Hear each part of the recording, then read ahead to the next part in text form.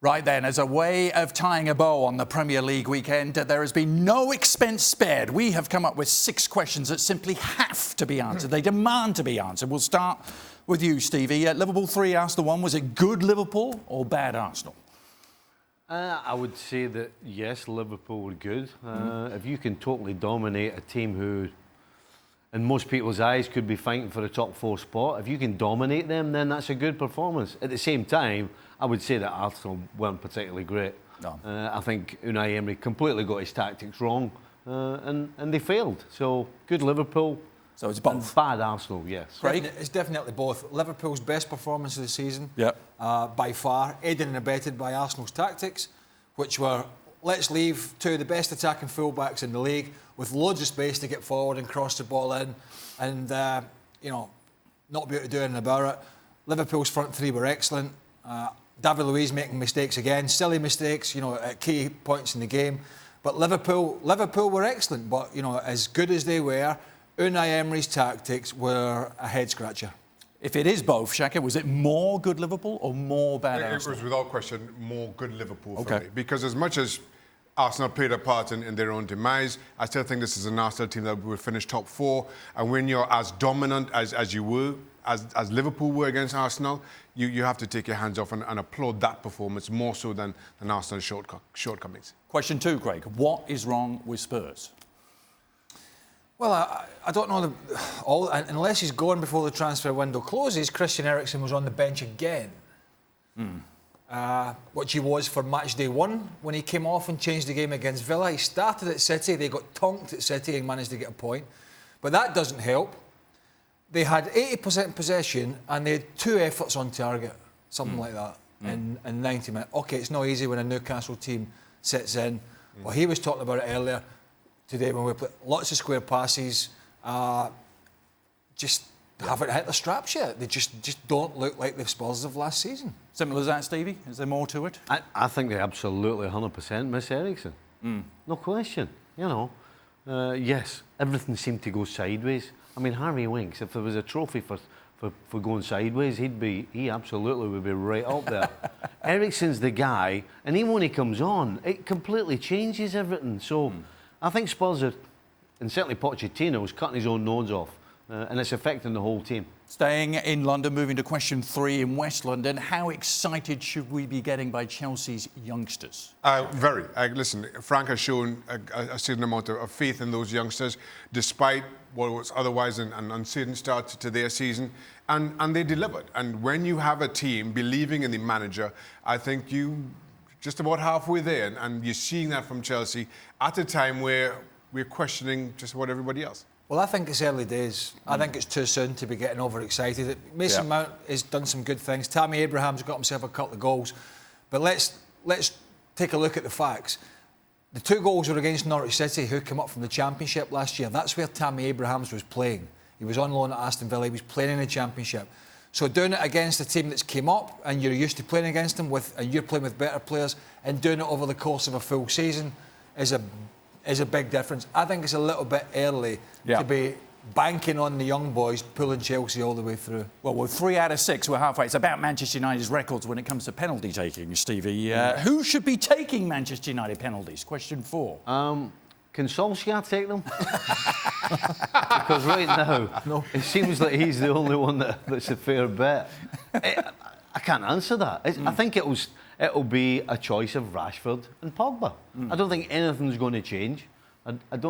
I can't think of anybody who I think might step up and say, right, tell you what, you 2 get out the road, I'm taking it. I don't think there's anybody else in that starting 11 that's like that. So it'll be between Rashford and Pogba in the next game. What they do need to do is find a penalty taker and stick with it. I totally am against this. Well, they'll figure it out on the pitch kind of approach that you saw from Solskjaer. What was it? Just last week.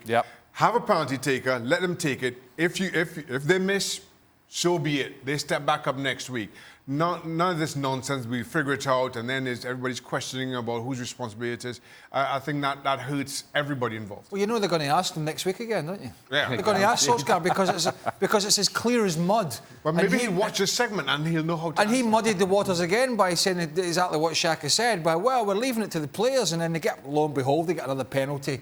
against Palace. This time Rashford misses, and now what the hell's going to happen next time around? It's just lack of management all the way through the side. Goals, no problem for these two guys. Question 5, Teemu Pukki of Norwich City or Ashley Barnes of Burnley? Yeah, that was one dragged out the ashes, that one. I'm going to say Teemu Pukki at Norwich, primarily because I think... His Celtic roots, is that why you're going there? No, he didn't do particularly well up there. I'm going to say because Norwich's style of play might just get them more goals. Not necessarily stay up, but might get them more goals than him. Stevie? Exactly what he said. Pukki all the way. Yeah, I mean, it's incredible to me that Barnes has scored so many goals. I mean, Burnley's not exactly your open attacking team. We know what they're all about, and the first thing in their mind is not creating and scoring goals. So, yeah, I'm going Pukki. Finally, question 6, Shaka. VAR. Is that bar too high? We talked a lot about that yesterday, that VAR bar. No. My whole thing with VAR and its implementation is it seems as though the authorities are making their minds up or setting these standards almost in response to criticism.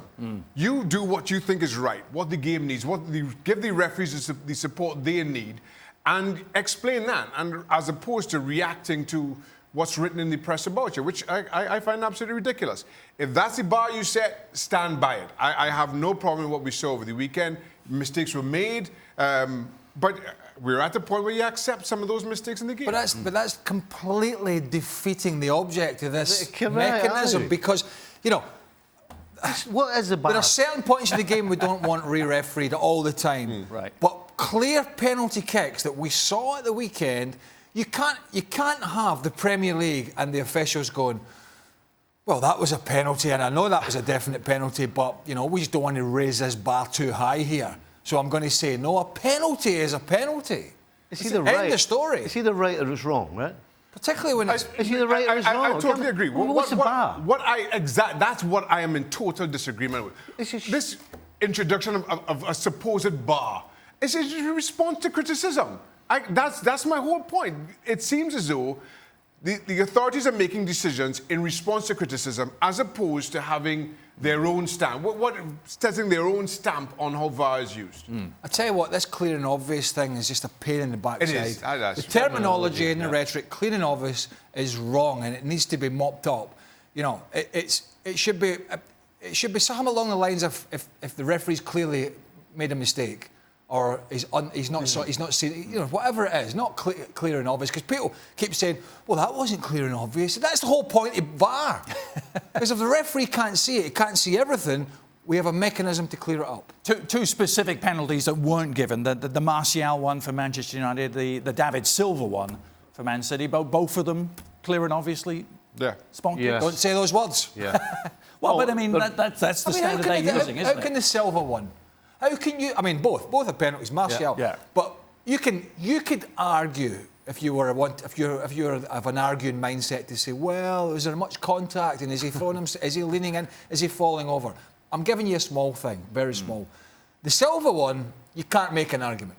Yeah. Because he stamps right down. Stamps right on his ankle. Yeah. So how are you saying, well, no, the bar's not set for that, so we're not going to give a penalty? That's nonsense.